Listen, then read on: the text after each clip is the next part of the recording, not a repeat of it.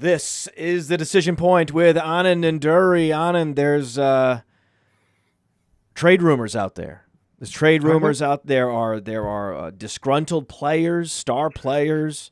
There are undervalued, underappreciated players out there. There are players getting big contracts we didn't expect. There's a lot going on. So I thought it would be good for us to sit down and have a little decision point time. My favorite time of the year, man.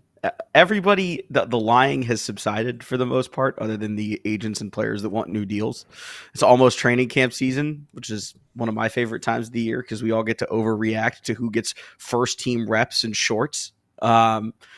It's a great time to be a football fan, man. They keep our calendar stuffed all year long, and this is kind of the analysis portion of the year where we try to figure out dynasty teams and what we're going to do, SFB, and what we're going to do there. And you got all these best ball drafts. It's a crazy, crazy time of the year. So excited to get into some of the contract stuff. And you know who's performing well, speaking of running backs, and speaking of performing well in training camp? Blake Corum. Blake Corum. So Blake Corum, I don't know if you know this, he won a national championship. He was a key piece of a power conference team that surged, and the coach ended up going to the pros, and he was this all-purpose back and went in day 2 of the draft, basically the exact draft capital he was projected to get, and he's playing well in camp. And he's receiving praise even from other running backs on the team. So would you say that in their quest to find Todd Gurley, like they've recycled a handful of running backs since Todd Gurley, haven't they? They've gone through a bunch. Darrell Henderson and others.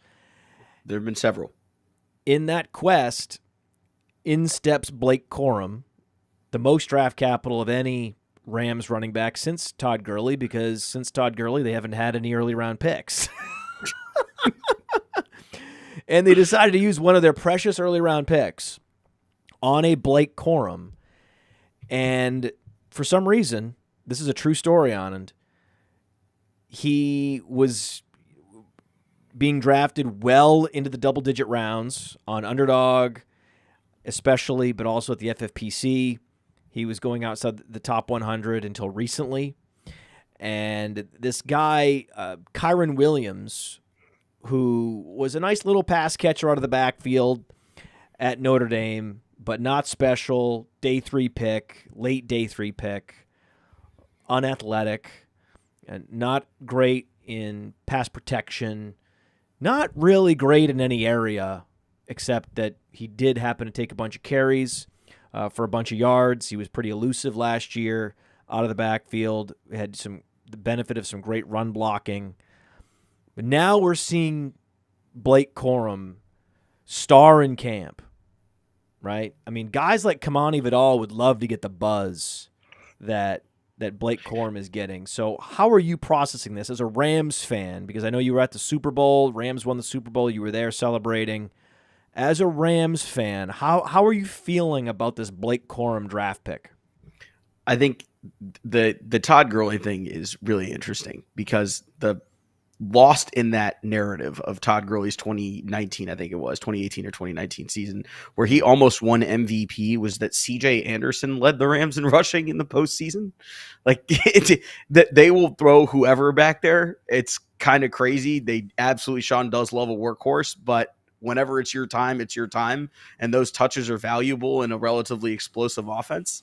I don't think that it's going to be Blake Corum's job day one. I think they're going to give Kyron Williams the first run, but I think they saw what they looked like last year when Kyron missed time and kind of decided, hey, remember that time we had an all-pro running back? It'd be pretty cool if we had, Michigan's national championship back, the guy that they built this brick by brick on top of. Spare me the JJ McCarthy love. I like the guy too. There's a lot of stuff to like about him, but Blake Corum was the engine that made that team go and was for the 3 or 4 years that he was there. Obviously came back from injury last year and we were all waiting to see what will he look like. Spark notes, he was fucking awesome. They won a national title because of it. And now he's a Ram. And the super interesting thing here is, what do you do with a Kyron Williams that at the next level has already produced a really solid season for you? Borderline RB1 overall numbers, and you're talking about competing in a stratosphere with Christian McCaffrey. That's rare air that we're talking about for a running back. That's rare air in a partial season. That's rare air, just like CJ Anderson had a half season where he was going blow for blow, fantasy point for fantasy point with Le'Veon Bell. Yeah. And every year, this guy seems to come out of obscurity and highly celebrated by all the 0 RB drafters who ended up getting him at some point in the season or drafted him even. And then we forget that those guys come along every year and then they fade away the very next year. But hey, I'll take the value. I'll take the value on Blake Corum, man. As a guy who you root for Ohio State and the Rams, so now your pro team got your enemy that was frustrating you, that you respect. It's the type of player I wanted to just kick off talking to you about. I also love talking about this backfield on this show and other shows. Every show, I love talking about this backfield.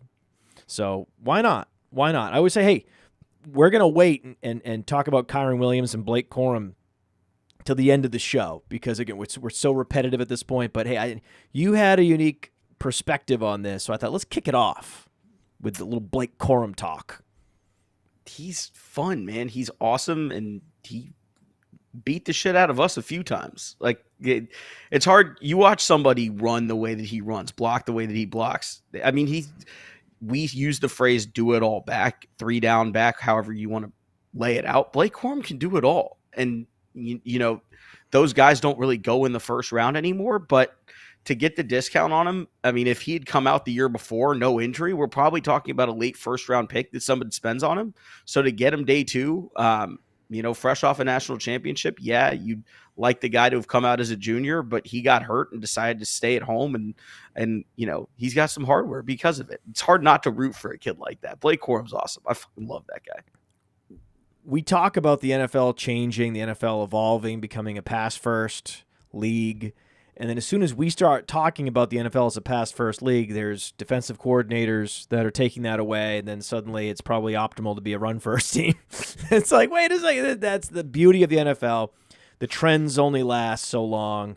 The Wildcat only lasted a couple games. Some trends last for multiple years, but eventually things will come into balance, as always. And it was interesting with all the explosive satellite back plus and slasher backs that were available in the draft. Who did the NFL value? They valued players like Jonathan Brooks, players like Blake Corum. Those were the ones that were going day 2, the meat and potatoes running backs that were going. And even the year prior, who went in the 4th round and was Zamir White, right? Brian Robinson was a day 2 pick.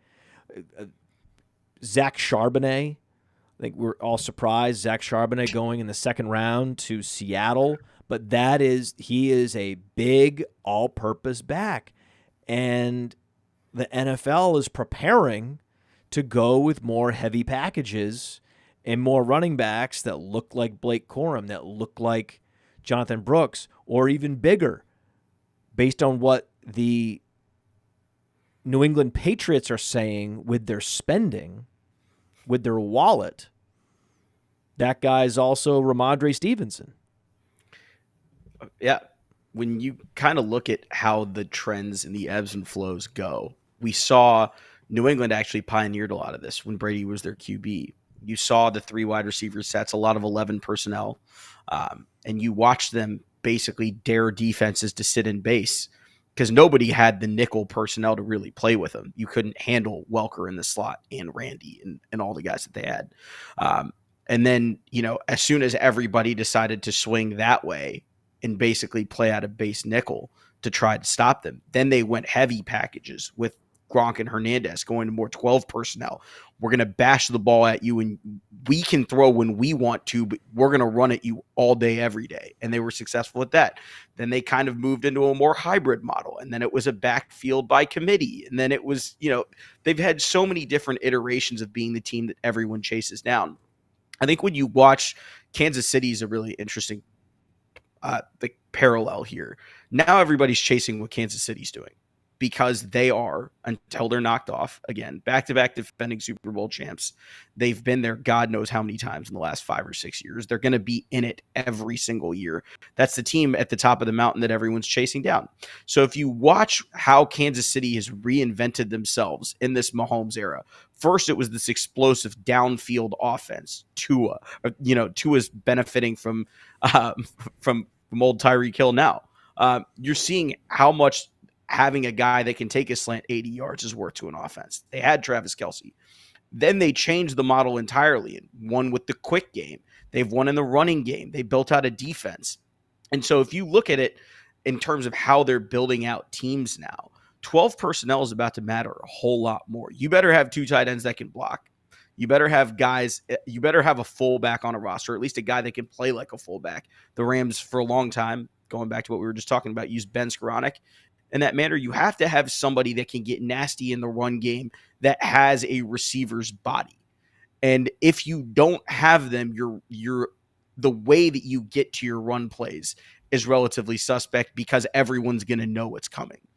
So as you see New England invest resources in a Ramondre Stevenson, I think what they're trying to tell you in no uncertain terms is, hey, running backs are now to the point where they're being undervalued. We've famously said for years, we don't pay running backs. Why? Because in 3 wide receiver sets, your 3rd wide receiver is a little more valuable than your first running back is. If we change that, if we change the calculus there a little bit, your fullbacks and your tight ends and your running backs, if you get to heavier packages, suddenly matter a lot more. And it's changing how teams are spending. I think Baltimore did this brilliantly. Until last year, Lamar Jackson wasn't surrounded with a ton of pass catching weapons. It was just fullbacks and Pat Ricard. It was tight ends, whether it was Andrews, Isaiah Likely, and they just beat the shit out of people. And it's effective when you have a runner that's as effective as Lamar at quarterback. And so I think, you're starting to see that push back to what we would call old school football, but really it's being able to get in run sets where you're a threat to run and being able to throw out of them anyway. The NFL draft sends signals all over the world. And there's some of those signals are relevant for fantasy football. We got to pick up on them, and that's what we talk about on the show. I look at a player that was largely ignored, though he did go day 2. Day 2 draft picks matter.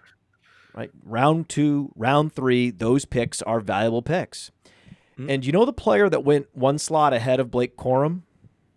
I don't remember off the top of my head. There's no way you could remember that. It was a rhetorical question. Absolutely. If you did, by the way, but it was a rhetorical question where if you did know, you did pull it out, that would have been incredible. His name was Tip Riemann. Okay, Tip Riemann, a 270-pound tight end from Illinois with a super impressive athletic profile, 96th percentile speed score. But, at 270, to put it in context, that speed score, he's 270, runs a 4.64. And the guy caught 46 passes last year. Okay. And you're like, well, they have Trey McBride. That's a wasted pick. Must be a blocking tight end. It doesn't matter. Yet he's not exactly a blocking tight end. He can catch passes. That's not his number one specialty. But you're seeing all these tight ends go in round 3, round 4. And you're like, who are these guys? Right? This team went off the board again with a big tight end. What do you think is happening? What is the signal the NFL is sending us? More 12 personnel. What does more 12 personnel mean? More running. That means you got to turn up the dial on the rush attempts and likely turn down the dial on the pass attempts. The problem with a run play is if you start running the ball more, it dramatically decreases the number of pass plays because it burns 40-plus seconds of clock. Plus, that play that was just run was not a pass play, it was a run play. So if you have a pass play that's incomplete, then another pass play that's complete, that runs the same number of plays with that amount of clock as just one run play. Yeah. Right? Run play always is going to run clock. So it's this exacerbating phenomenon where the run play really does siphon additional pass plays out of the offense than you might even intuitively believe. And so this is going to have to be factored in to the value of wide receivers and the value of running backs in fantasy football. And you can look at it a couple different ways. I just did a draft today, an expert draft with the FSGA, best ball draft, and I drafted the same number of running backs as I did receivers. But my attitude was, because you start 2 receivers, you start 2 running backs, only 1 flex position in this particular format. Well, I'm going to go ahead and get some elite receivers because I know they're going to command targets regardless. Okay, if it's Amon-Ra St. Brown through Malik Neighbors, you know those guys are going to command 130-plus targets. It's the receivers after them that you really have to start discounting if the NFL across the board, right, the average NFL team starts to run a few fewer plays, and that translates into significantly fewer pass plays.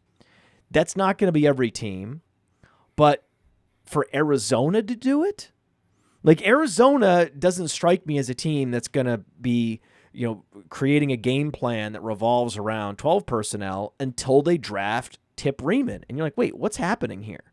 And the year prior, remember? Green Bay Packers. What are they doing? They just got Musgrave. Why are they drafting Tucker Kraft? Just like the Patriots did. The Musgrave Kraft picks were at similar rounds and slots as the Gronk and Hernandez picks. I mean, This is what's happening. This is what's happening. So we're going to see a surge of running back production. It's not going to be, a titanic shift, but we're gonna see some of these wide receiver 2 average production levels start to diminish, and you're going to want to make sure you get your stud receivers, but also appreciate running backs are going to be operating in these 12 personnel sets. What's another team? Brock Bowers. Yeah. Right? What the hell's going on with Las Vegas? They just drafted Michael Mayer, this big, all-purpose tight end who's a great blocker. He's got the size from Notre Dame, but also was, a Mackey Award winner, right, as a receiver. Like, this guy can do it all. Now they're drafting Brock Bowers, who is basically Michael Mayer 2.0. What are they doing? What do you think they're doing? Who's their running back? Is it a pass catcher or an No. It's a guy with size that they're going to want to feed out of 12 personnel in Zamir White. So you can go around the league. What's a team that doesn't have the receiving personnel and needs to go 12 personnel in order to sustain drives and run the offense through the running game? Oh, that's the Patriots for now, right? For now. They have a rookie quarterback. They have all these young receivers. For now, they're going to want to lean on Ramondre Stevenson. The Raiders are likely going to feed Zamir White more than you think. And you can go down the board and look at these different teams and see what they're doing. Oh, even the Saints. Even the Saints, our tight end got injured. That's okay. We still have Taysom Hill. We can make sure he gets more snaps at tight end. We'll play basically Taysom Hill out of the slot, right? With, tight end X that we pull off the bench. And then we hear, what's John Harbaugh doing? Right? John Harbaugh wants Will Dissly in there.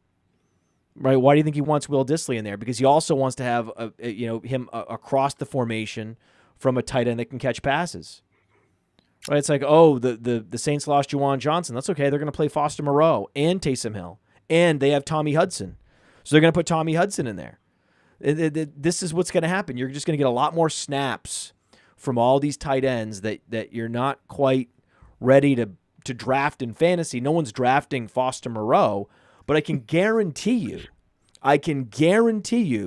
there's going to be a week this year in fantasy football where Foster Moreau will be a popular waiver wire pickup. So there's a couple different ways you can attack this information that is actionable. You can say, hey, I can maybe even wait on tight end because I know there are going to be tight ends that are going to be getting a lot of snaps that have receiving skills, that have athleticism like Foster Moreau later in drafts.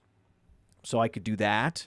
I can maybe boost up some of these running backs that will likely be enjoying more 12 personnel, especially ones that are already underrated, like a Zamir White. Oh, he doesn't catch passes. Well, okay, that's fine. If he's being put in a position to score a bunch of touchdowns and break off a bunch of long runs, well, he can be a value even if he's not soaking up 50-plus targets.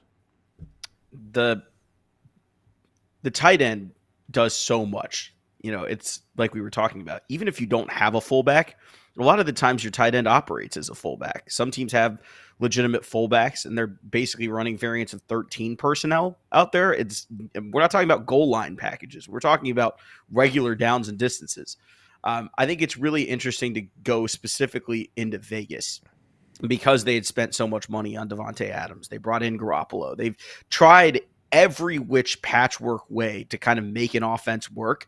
And then I think they got down to it and finally said, screw it. What's the easiest way for us to grind out wins? Put two super freaks out there at tight end, give our running back the ball, and let the big boys maul people. I think at some point you have to accept that if you have inferior talent, relatively speaking, your easiest path to success is shortening the game, increasing your variance, and hoping that the ball bounces your way a couple of times, because that's how we get these playoff upsets that we've seen in these past couple of years, where you have a team that you really like. Dallas last year is a great example. Green Bay just took a blowtorch to them, but it would have been someone else if it wasn't them, because Dallas wasn't built to beat a San Francisco or a Philly in that manner, in that environment. I think when you're looking at it, that's why we loved what Detroit did so much in the beginning, is they said, worst case scenario, we can hand the ball off and get 4 yards of carry behind the O-line that we built. And when you're talking about how you structure an offense and how you build off of that, when you draft a guy like Sam Laporta, he makes your tight end 2 more valuable. And I think teams are using that philosophy and basically letting it trickle down, saying, hey, our O-line can win games for us. We don't need our quarterback to be Patrick Mahomes every single week to grind out wins against more than half of the league. Yes, you need a Josh Allen or a Mahomes or somebody once you get to the level of trying to compete for championships.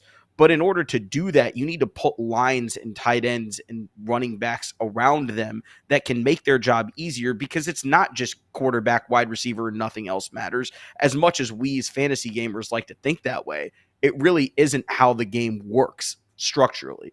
Tight ends are super important, and now their value is only going to be maximized as we saw people go to nickel. So now you have a corner on a giant tight end. Good luck with that. Then we saw linebackers get a little bit slimmer so that they could cover tight ends, and safeties get a little bit slimmer so that they could cover tight ends.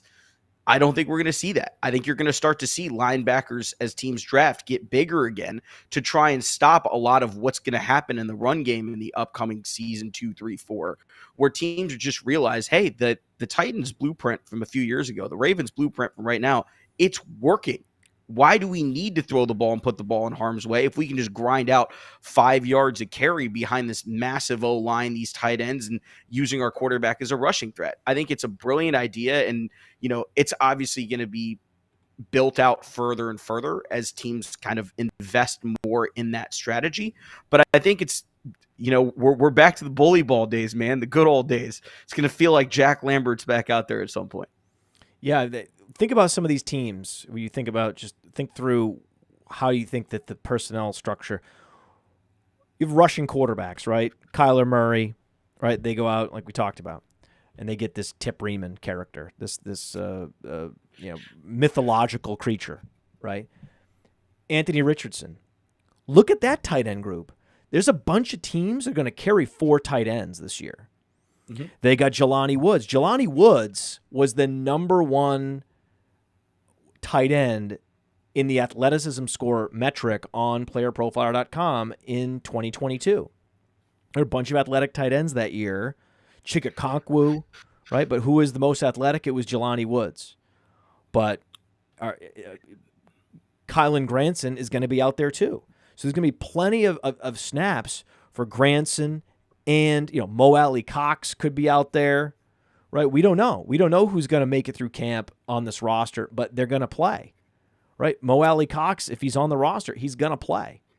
Okay, yeah. And then they also drafted yet another guy. They drafted a Will Mallory, and you're like, well, they already had Jelani Woods, and now they have Will Mallory, this super athletic tight end that is wasn't impressive at the Senior Bowl, but he has the raw material to make an NFL roster and make an impact. But a guy like Jelani Woods, he's going at the end of drafts.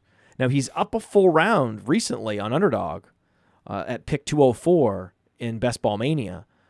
He is one of my favorite late-round tight ends because I'm chasing young players that have these ambiguous position groups where you don't know who necessarily, no one's sure who the number one is.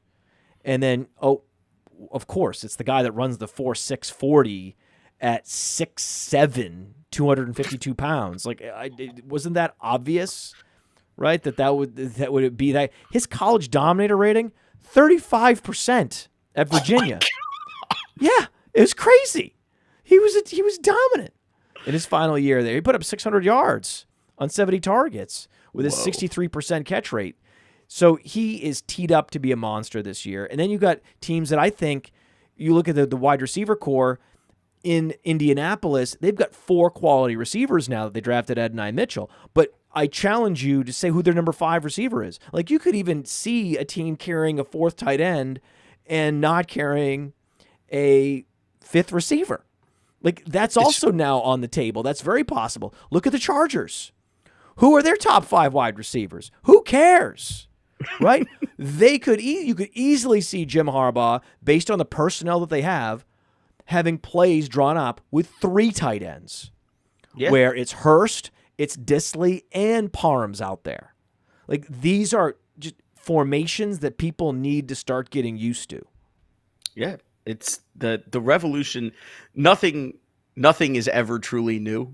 And so you're going to see, it's going to look very different. It's going to look like early 2000s, late 90s ball, but it's going to work because the personnel sets on defenses, on the defensive side of the ball, have just gotten too small. And I think, if the path of least resistance is basically to bash your way in the door, I think that's what teams are going to try to do.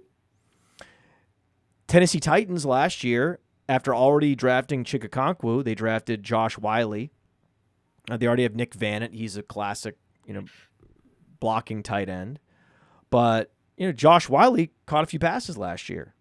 Not a very high snap share, right? 23% snap share. But he did command 15 targets. He is best comparable to Hayden Hurst. And if you're in a best ball league and you're like, well, I'm going to draft Tyler Boyd, well, okay, you can draft Tyler Boyd, but you need to be ready for the 12 personnel because they want Chikakonkwo on the field. They don't want him blocking. And Tyler Boyd's not adding a lot of value. Yeah. So what do? You're going to roll out 12 personnel and you're going to have all these dud weeks for Tyler Boyd. And you're like, wait, I thought I was going to get a little bit more from this guy. I was going to get some spike weeks. Well, okay, how is the fringe slot receiver, how is he really going to deliver spike weeks now that he's not seeing the field as much? These are the sort of winning on the margins, projection modifications that need to be made, knowing that this is the direction the NFL is going. It's fascinating, and we just received some news from our fearless producer in the chat, Tyler Knabel, about a player that we are going to talk about. I was going to talk about him later. We're going to talk about him now. Brandon Aiyuk. Brandon Aiyuk was just on a podcast where he said, I'm thinking about what I can do with Jaden Daniels if the 49ers don't want me back.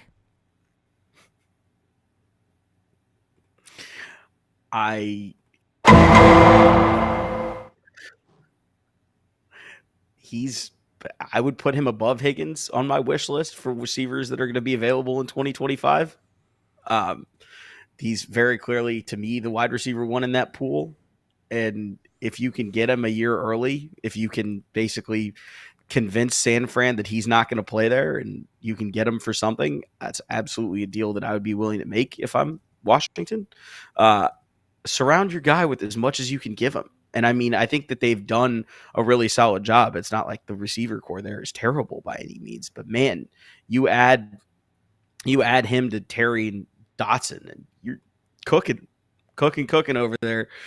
Ben Sinnott, who I loved, they drafted. I mean, you're looking at a really, really, really interesting offense if they find a way to get Aiyuk to Washington. That'd be a whole lot of fun. I'd love to see the three of them play together. But as far as San Fran goes, I just don't see him shipping him. I think they're too hard-headed, and I think they think that their window is right now. So I think that's going to probably be an impasse for the moment. Maybe they trade him around the trade deadline, but I don't see it happening right now. Looking at other receivers that are available, there are some veteran receivers that I don't see moving next year. Deontay Johnson went to Carolina on a prove-it deal. He's going to sign an extension, I imagine.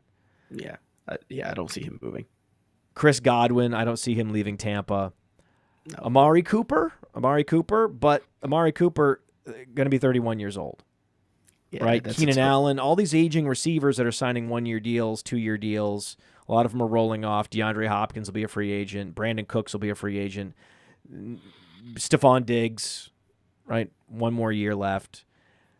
It's Higgins and it's Aiyuk. Those are the two. I mean, CeeDee Lamb is obviously not going anywhere. No. So we're really down to these two guys, Aiyuk and T. Higgins. Assuming Aiyuk plays it out on the franchise tag, I just don't think that he wants to. I mean, he's really taking the initiative here, telling the 49ers, I don't want to play on the franchise tag this year.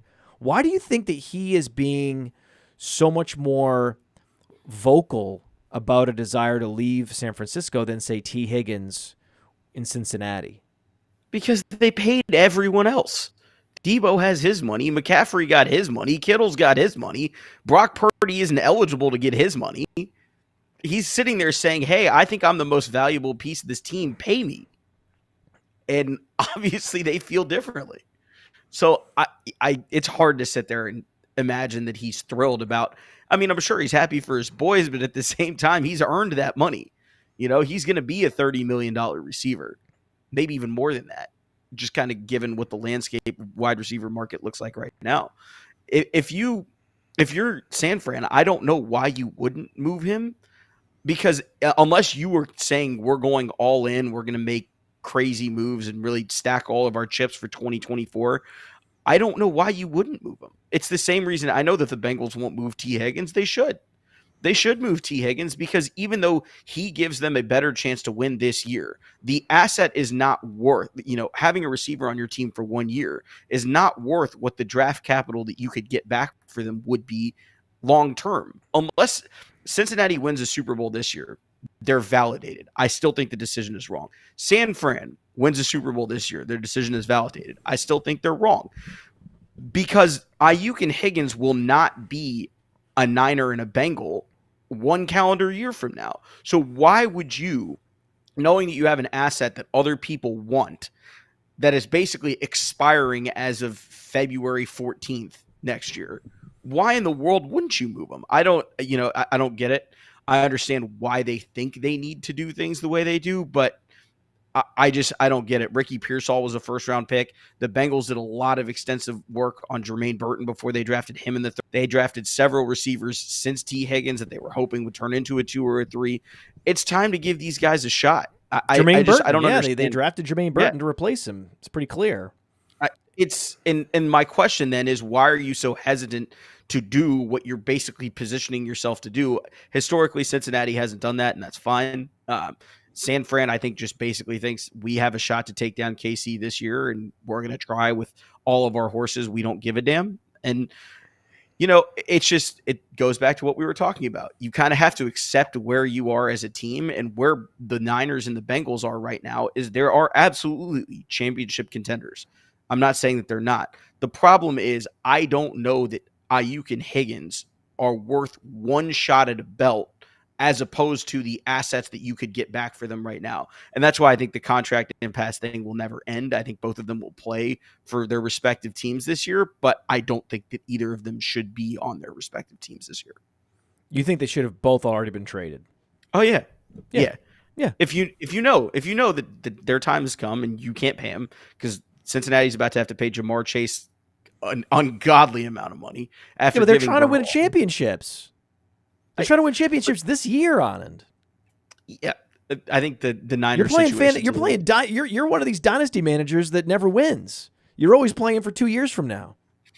They have to be playing for 2 years. Well, you do and you don't. You do. You could make some savvy moves. I think that the Bengals have done a better job. Get much better value under Jermaine Burton than the 49ers did on Ricky Pearsall. And they've also established some depth. Ilyasovis, there's some depth on the outside, right, to replace T. Higgins, but also replacing the slot receiver, Trenton Irwin. He's just a guy. Charlie Football's there. This is a team that's absolutely going to carry 6 wide receivers if Charlie Football doesn't just, end Trenton Irwin's NFL career. I don't think that's going to happen. I don't think he's going to fully supplant him. I think they're going to carry 6 wide receivers. You look at their tight ends, it's Drew Sample, Mike Gesicki, Tanner Hudson. They brought in Mike Gesicki and they drafted Eric All. Right? So they've got 4 guys. They're probably going to have to dump either Drew Sample or Tanner Hudson. You can't carry 6 receivers and 4 tight ends. That's just not feasible. And to come all the way back around, I would be remiss not to mention that Colby Parkinson received an outsized contract from the Rams as a bookend across from Tyler Higbee. Now, no one's trying to draft DeMarcus Robinson or Tutu Atwell aggressively, but if you had to find a team in the NFL with the greatest drop from the wide receiver 2 position to the wide receiver 3 position, from Nakua and Kupp to Robinson and Atwell, it would have to be the Rams, which is yet another proof point in my Blake Corum thesis. Because you're like, oh, well, that's also good for Kyron Williams. Yeah, but Kyron Williams he's already being drafted early. Yeah. You're right.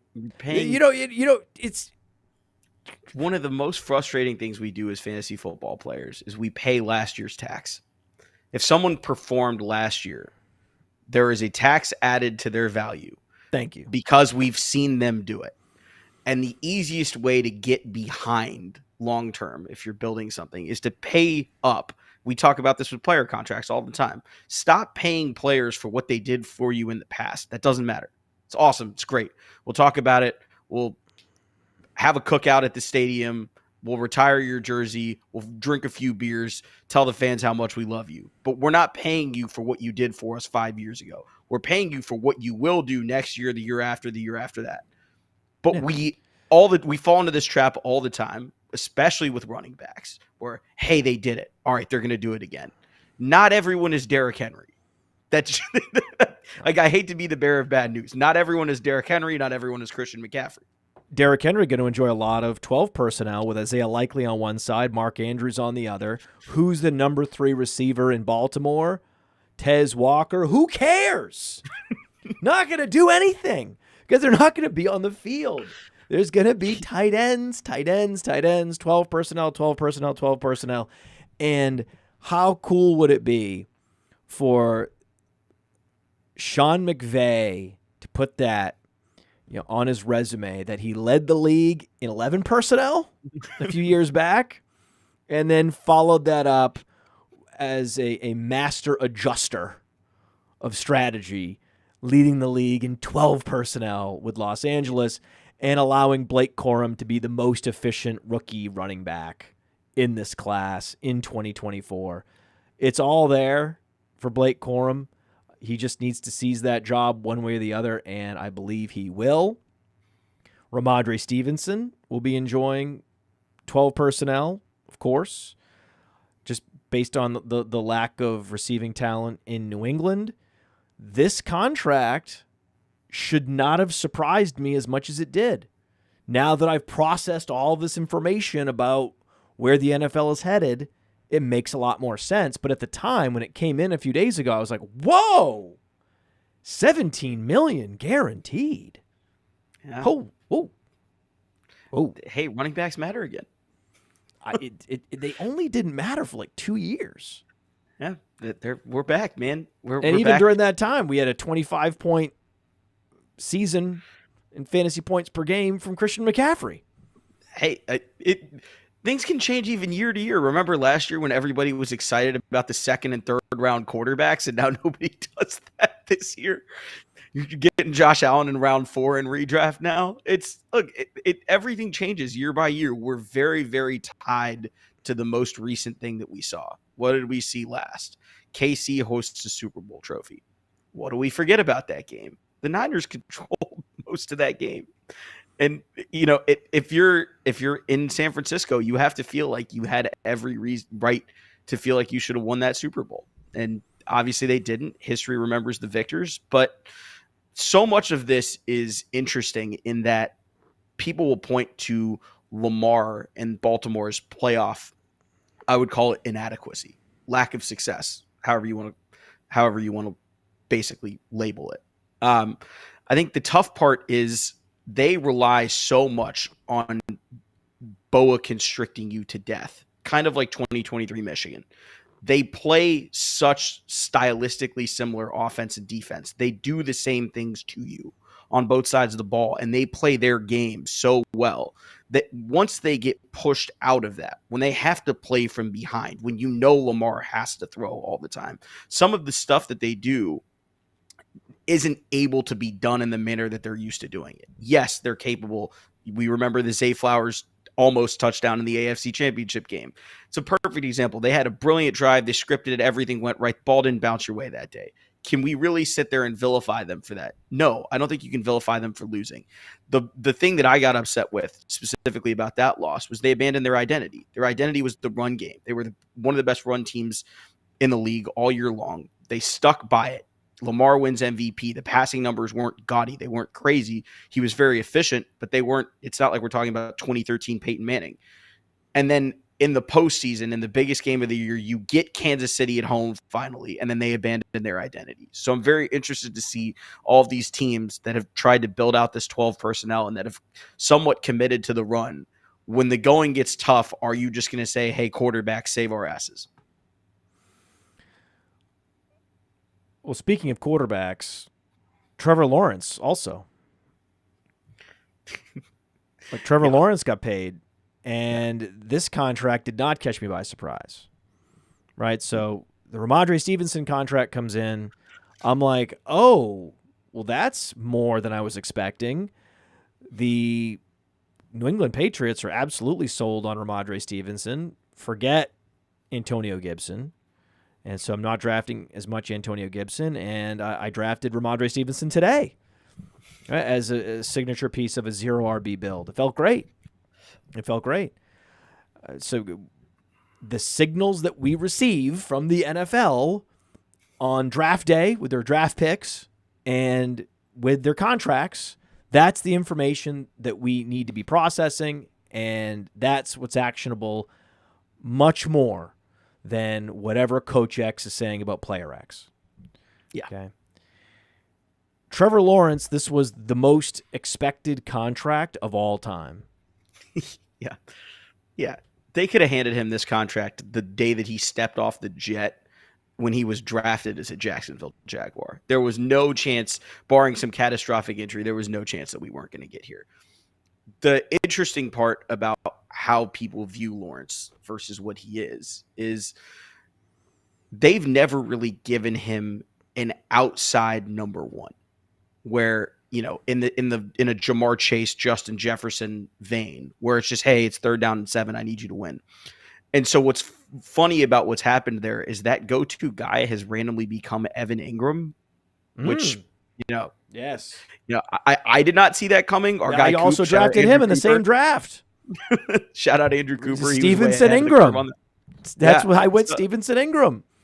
And, the numbers are not gaudy on Lawrence by any means. But if you really analyze what he does as a quarterback and what makes him special, he's absolutely in the tier of guys that I would be willing to pay.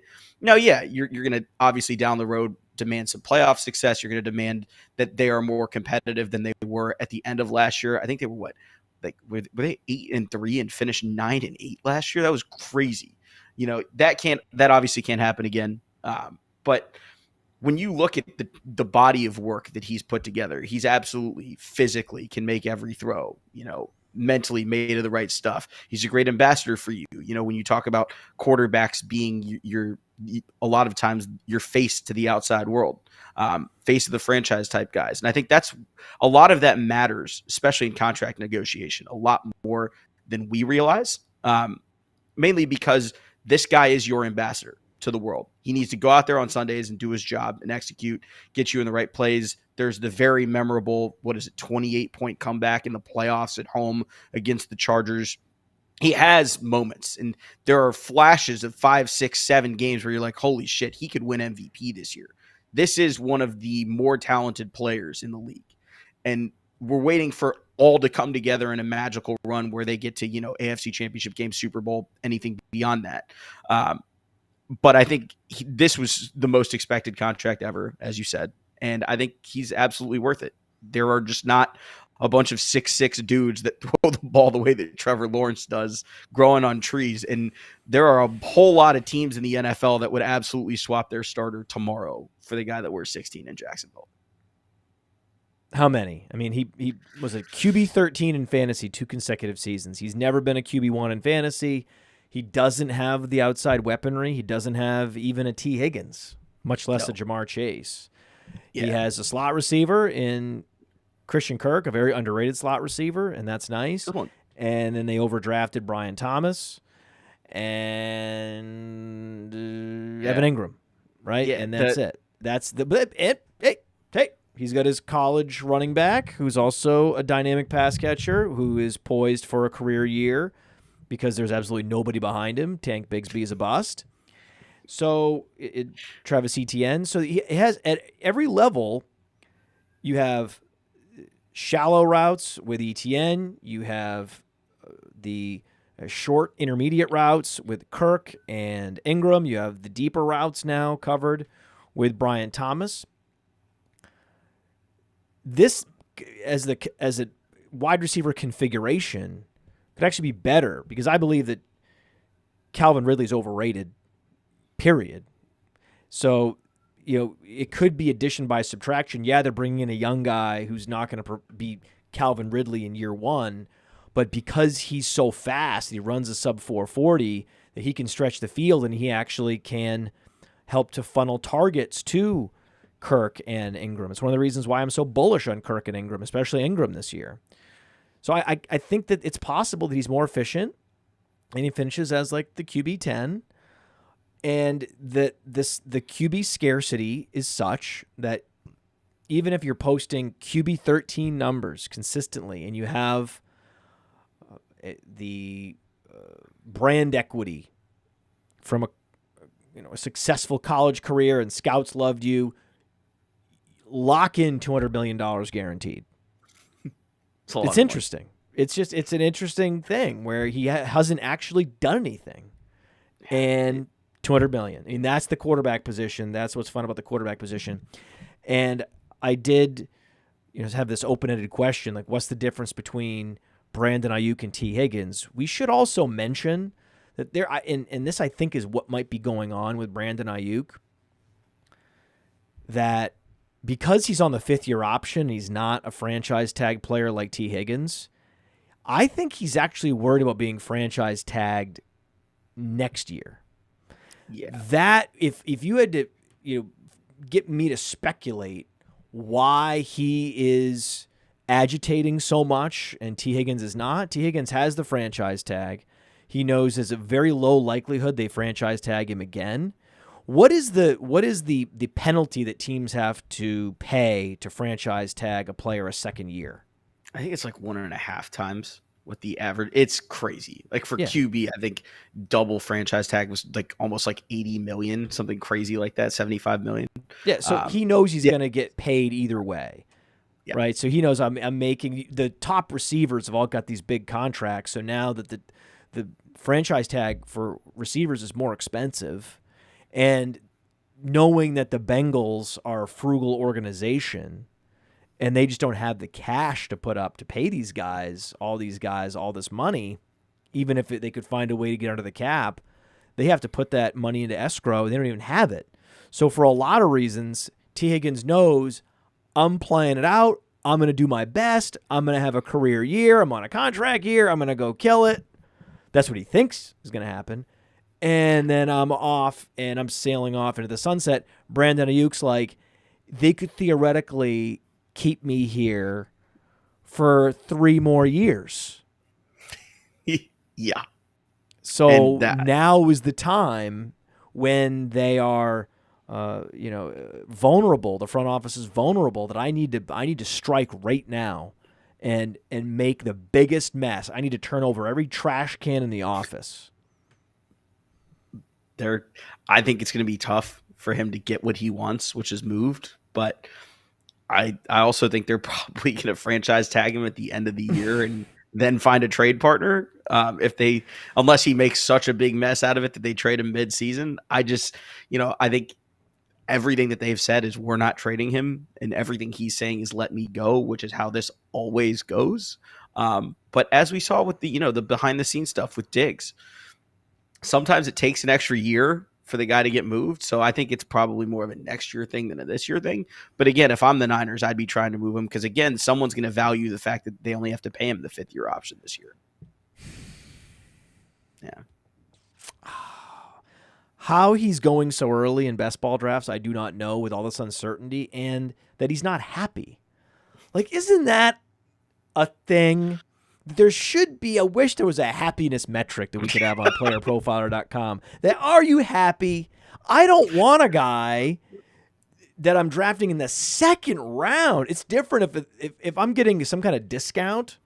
Like if there was this discount on Aiyuk and I could get him in the 4th round or something, 5th round. Oh, okay. Why? He's disgruntled. Okay, well that's the price I pay, right? I'm taking on more risk that he implodes because he's not happy and he's not motivated or he's not whatever. Okay, fine. But a 2nd round ADP, fuck out of here. I'm not paying full freight for a guy that's not even happy. I want my guys playing happy. If I'm going to draft them in fantasy football, is that too much to ask? If I'm going to take a guy in the 1st or 2nd round, be happy, man. Yeah, so you're avoiding Dak then? Well, that is interesting because I'm seeing it is actually what inspired me to book this show with you. That I was talking to my wife about something serious, and then my phone vibrated, and I got an alert that Dak Prescott was traded to Seattle because he was trending. Dak Prescott traded to Seattle was trending, and it was a speculative content ploy by, pro football rumor.com, whatever, right? gridironrumor.com got me. And I was like, oh, excuse me, honey, I got to look at this. She's like, what? I was like, Dak Prescott, he's a Seahawk. I got to look at this. I got to Jackson Smith and Jigba. We got to move him up. I was like, all this stuff. I'm like, never mind. He's not going anywhere. It's just some writer with a creative headline, got it trending. Good for him, though. Any writer that can write a headline that gets trending on pure fiction, just a fictionalized idea of what a team might do congrats to him. But the bottom line is it's not happening with Trevor Lawrence And it wouldn't have anyway. There was never a doubt about where Trevor Lawrence is going to be 2 years from now. There's absolutely a doubt in my mind. There is. There is a doubt about where Dak is going to be playing longer term. And I can't believe it, given that he's been so good. Every QB contract, and this is just the way the world works, every QB contract is basically record setting if you just issue Mahomes aside. He's a one-off. I think everybody understands that. Every contract that we get, whether it's receiver or QB, the next one resets the market, and then they reset the market after them, and then resets the market after them.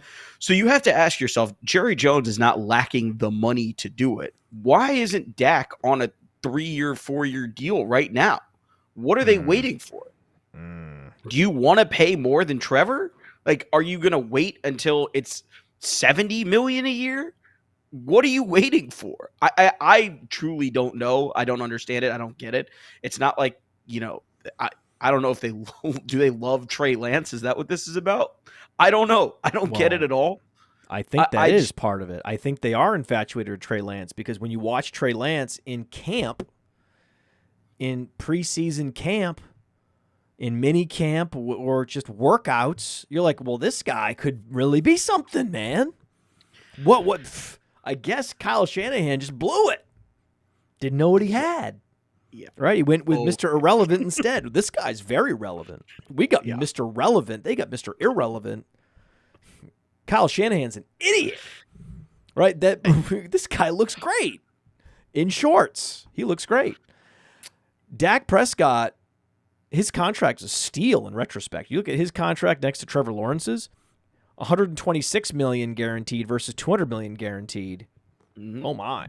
Right, we have the contracts tab right on PlayerProfiler.com. Check it out. You can see the cap hit. I mean, it is funny to see the cap hit. 23% of their caps going to Dak Prescott this year. It's funny. Yeah, it's funny. It's just the price you pay, man. Do you want to be shuffling quarterback forever? Do you want a guy that wears the star on his helmet, has never been in trouble, and consistently puts out really solid QB play for you year after year, is durable, he's rarely hurt? These are all really valuable things. It's a lot of the same things that we used to say about Kirk Cousins over and over again. And a lot of the stuff that made him so valuable. Obviously, sadly he had his injury last year, but Dak has been consistent. Dak has been reliable. Dak has been a global face of the biggest brand in the league. Like, there's a lot to love about what he brings to the table. And it's hard for me to sit there and say, yeah, Trey Lance, the guy that we've seen basically 4.5 starts from, is going to come in and wow the world if Dak Prescott decides that he's not playing. I think they fumbled the bag here. I don't think it's the first time that the Cowboys have done something of the sort. It's just, you're going to have to pay, they're going to pay CD a lot of money. Michael Parsons obviously going to make a lot of money. There's so many stars on that team. And it's the same situation like Brandon Aiyuk is in San Francisco. Dak's got to be sitting there thinking, guys, just pay me my money. You know what I'm worth. I know what I'm worth. On the open market, we know what my contract would look like. Just pay me my money. Pay him. And once you get the quarterback locked up, then it becomes easier to sign other players. That was the benefit of having Tom Brady locked up, whether it be in New England or in Tampa. You have Tom Brady under contract for multiple seasons. He can then start recruiting. Dak Prescott has the ability to recruit receivers. That's how good he is. Number 1 in pressured completion percentage and top 5 in deep ball completion percentage last year. The guy was phenomenal. Phenomenal. The only completion percentage metric where Dak Prescott did not exceed expectations last year was play action. And he struggled, 55% completion percentage in play action. That was it. All the rest, he was top 10 accuracy rating on playerprofiler.com. You have to go and see these metrics all laid out on Player Profiler to really appreciate how good a player is. And it wasn't just a one-year wonder. He's done this before. He's had this level of accuracy numbers in the advanced passing statistics. He's had those before. But his ADP is suffering. He's down a half a round on Underdog. The uncertainty around him, it is suppressing his ADP more than it's suppressing Brandon Aiyuk's, which is interesting. I mean, to me, Dak is basically, if you're waiting on QB, he's one of the guys that every year I choose a target, especially super flex. If you're not getting into that top tier, you know exactly what you're going to get from him every week. And that's Yes. so valuable. Every time. Every time. Yeah. Who do you think is going to get a contract first? Dak or Tua? Oh my God. Uh, Now, if we were having this conversation about Tua Tagovailoa, it would be understandable. Because to me, I might dangle a Tua on the trade market, knowing that he is basically just riding on Tyreek Hill. And imagine how good Tyreek Hill could be with a better quarterback. He's putting up 23 fantasy points a game with fucking Tua. I'm going to ask you a different question. So first, to answer yours, I think the answer to that question is it should be Dak.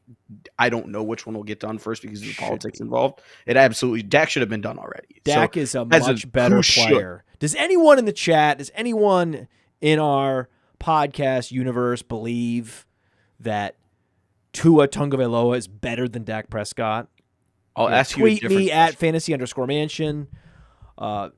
Your Nanduri NFL.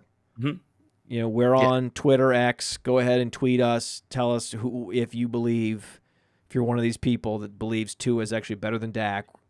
All the 3-letter quarterbacks. Here's my question for you. If we swapped Brock Purdy and Tua, what team gets better? The Dolphins?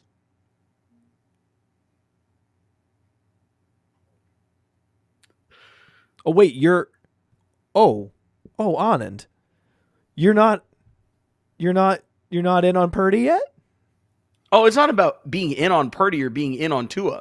I'm saying if we just swap the two quarterbacks, does either team get better? Or are they about the same? Because we're about the Dolphins get better. That's what I'm saying. The Dolphins get better. Yes, I am a Purdy believer. Purdy's going to make the money. He's going to get locked up. Again, the 49ers understand this. They're going to find the money. Do you believe that it's going to be too much of a challenge for the front office to find the money to pay Parsons and Lamb and Prescott? They can do it, right? No, they can absolutely do it. The question becomes, what does your roster build around them look like after you pay them all that money? Because you've got to, again, it's the Rams' problem from a couple years ago. It's Tampa's problem from a couple years ago. The Saints historically have had this problem. When you pay people a ton of money, you need cheap contracts. You need to hit on rookies. You need to hit on, the guys sitting behind the guys that you drafted and developed 2 years ago. You need to hit on back-to-back classes to fill out your roster with enough depth so that you can afford to continue paying those players the way that they're being paid into the future. If I'm San Francisco, I mean, what else do you need to see from Brock Purdy? Yes, you can say that his offensive coordinator, his head coach and Kyle Shanahan has made life easy for him. That's what you're supposed to do. Why are we getting so mad about these quarterbacks that have their lives made easy? Do you want to watch, quarterbacks suffer like poor Bryce Young last year? My God, they sent that kid out there to die. I mean, they gave him nothing. It was literally just, hey, Bryce, here's a football. We hope you can survive 3 seconds. Good luck, kid. Yeah. He's going to be very happy. He's going to be very happy with Deontay Johnson this year. Yeah. So Dak, by the way, he's under contract, but he's not through 2026. Explain these 2 void years that are coming up. Yeah, so void years are basically used to front load or basically to backload cap money. The idea in essence is borrowing from $1 3 years from now is worth less than $1 today because of cap inflation or regular inflation in the way that we see it, in regular everyday banking. So by borrowing money from the future, you're basically borrowing at a discounted rate. Where if you're paying $20 million in the future, it's probably worth $24 or $25 million now. If you do it in reverse, right? Like if you pay front-loaded contracts and then into the future free up cap space, that cap space in theory is worth less because having $20 million against $200 million versus $20 million against $250 million is it looks very different. in I terms of get a it. percentage. So they're basically borrowing money from the future. It's a common trick. Obviously, Mickey Loomis and the Saints have popularized that in recent years. But yeah, that's just going to be accelerated as soon as his contract, quote unquote, voids at the end of 24. So teams that are in a clear win now window are more likely to have void years attached to contracts. Teams that are rebuilding for a couple of years from now wouldn't want to do that because they wouldn't want to sabotage their cap space 2 years from now. That makes sense to me. So yeah, wow, it's stunning to me that they would even let it get to this point where they have to pay him $60 million. They're paying him $60 million. How can you not restructure before this year happens? The funniest part about this to me is, he's clearly going to be your quarterback in 24, 25, 26. Like, I can't imagine that they decide to roll the dice with someone else. And they're they're so it's good. the world's worst they've negotiating done well point. drafting. Micah Parsons is great. Congratulations. CeeDee Lamb's great. You guys are hitting on these mid-first round picks and making your team great.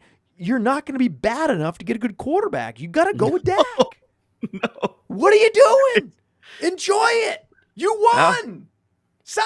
Extend him. Restructure. They got him in the 4th round, too. Like, what doesn't get talked about nearly often enough is if you're a first-round QB, you actually make decent money early on, and they'll go talk about how because he's America's team's quarterback, he made money off the field. Whatever, dude. It's not the same. He'll never get that money back from not being a first-round pick. And so, to an extent, if you're a QB and you feel like you were slighted and you should have been a first-round pick and you basically went in round 4 and got peanuts relative to everybody else, yeah, no shit. If I was Dak, I would feel the same way. Pay me my fucking money. So Tua is at the end of his deal, right? He's got the 5th-year option is 2024. They exercised it. They could get him on the franchise tag next year. They could. The Dolphins could just franchise. Then they would have time. They would basically have Tua through the end of Tyreek Hill's relevancy. Right? Tyreek Hill would be well into his mid-30s by the time they transition quarterbacks. They have this 2-year window. They have Tua this year, and they could get him on the franchise tag next year. I think that's what they should do. They should just have a conversation with him and be like, hey, man, you're not there. You're not at the level. And if you're not at the level, we're not going to do some Ryan Tannehill, clown contract. We're not going to put ourselves in that position. We're not going to put you in that position. You're not Jimmy Garoppolo. You're not Ryan Tannehill. We respect you more than that. And we're not going to have any season where we're paying you $30, $40 million. That's just not going to happen.